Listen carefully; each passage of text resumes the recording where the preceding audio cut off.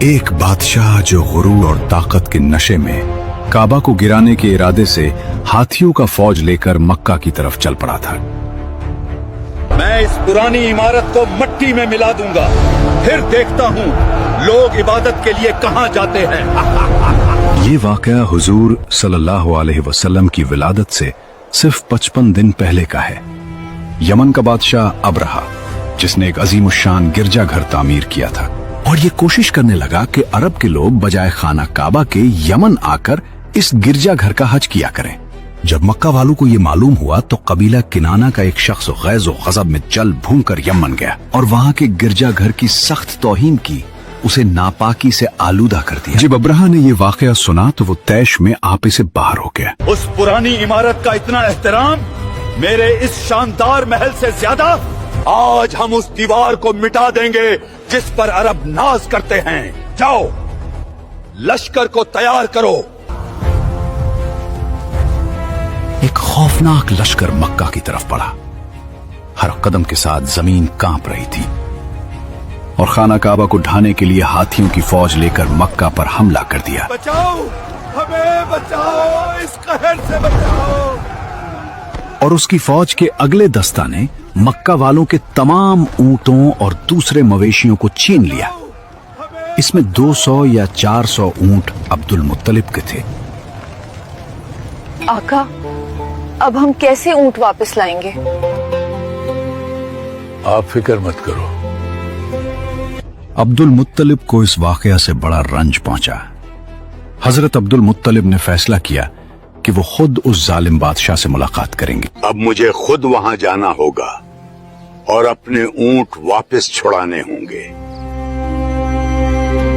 چنانچہ آپ اس معاملے میں گفتگو کرنے کے لیے اس کے لشکر میں تشریف لے گئے۔ جب ابرہہ کو معلوم ہوا کہ قریش کا سردار اس سے ملاقات کرنے کے لیے آیا ہے تو اس نے آپ کو اپنے خیمہ میں بلا لیا۔ اسے خیمے میں بلاؤ۔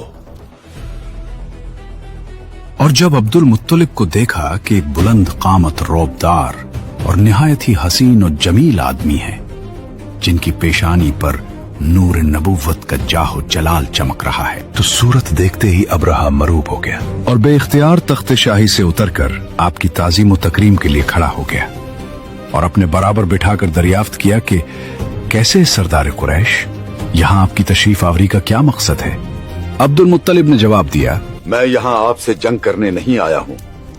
ہمارے اونٹ اور بکریاں جو آپ کے لشکر کے سپاہی ہانک آئے ہیں، اور آپ ان سب مویشیوں کو ہمارے حوالے کر دیجئے۔ اے سردار قریش، میں تو یہ سمجھتا تھا کہ آپ بہت ہی حوصلہ مند اور شاندار آدمی ہیں، مگر آپ نے مجھ سے اپنے اونٹوں کا سوال کر کے میری نظروں میں اپنا وقار کم کر دیا۔ اونٹ اور بکری کی حقیقت ہی کیا ہے؟ میں تو آپ کے کعبہ کو توڑ پھوڑ کر برباد کرنے کے لیے آیا ہوں۔ آپ نے اس کے بارے میں کوئی گفتگو ہی نہیں کی۔ مجھے تو اپنے اونٹوں سے مطلب ہے۔ کعبہ میرا گھر نہیں ہے بلکہ وہ خدا کا گھر ہے۔ وہ خود اپنے گھر کو بچا لے گا۔ مجھے کعبہ کی ذرا بھی فکر نہیں ہے۔ یہ سن کر ابرہہ اپنے فرعونی لہجے میں کہنے لگا، اے سردار مکہ، سن لیجئے، میں کعبہ کو ڈھا کر اس کی اینٹ سے اینٹ بجا دوں گا اور روئے زمین سے اس کا نام و نشان مٹا دوں گا، کیونکہ مکہ والوں نے میرے گرجا کی بڑی بے حرمتی کی ہے۔ اس لیے میں اس کا انتقام لینے کے لیے کعبہ کو مسمار کر دینا ضروری سمجھتا ہوں۔ پھر آپ جانے اور خدا جانے، میں آپ سے سفارش کرنے والا کون؟